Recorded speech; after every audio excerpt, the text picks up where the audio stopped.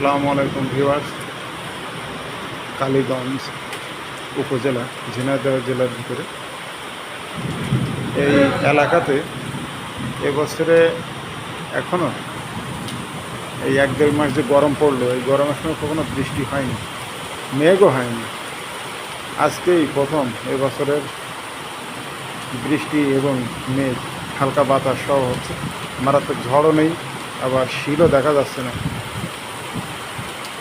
এবং এমন মেঘ হয়েছে যে মনে হচ্ছে যে ভালোই বৃষ্টি হবে।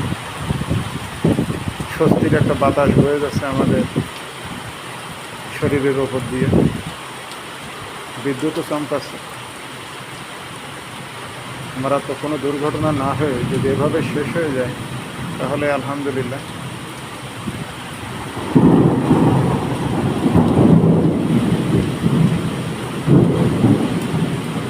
দেখেন কি সুন্দর বৃষ্টি পড়ছে।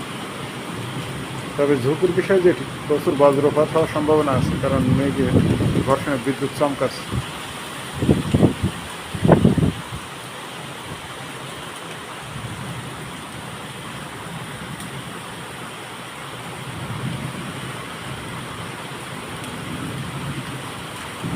কি জোরে জোরে বিদ্যুৎ চমকাচ্ছে দেখেন।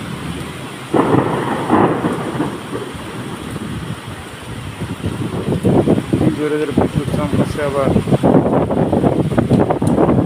বাতাসও ছাড়িয়েছে। তো সকলকে ধন্যবাদ। আমি মোহাম্মদ লিঙ্কন। আসসালামু আলাইকুম।